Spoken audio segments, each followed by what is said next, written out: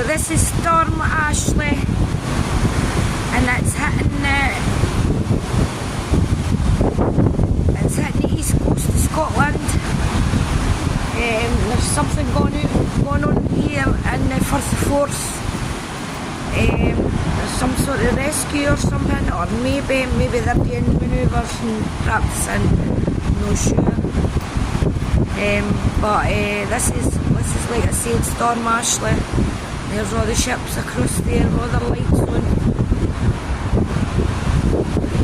Some sort of rescue maybe taking place, or they're looking for somebody, I don't know.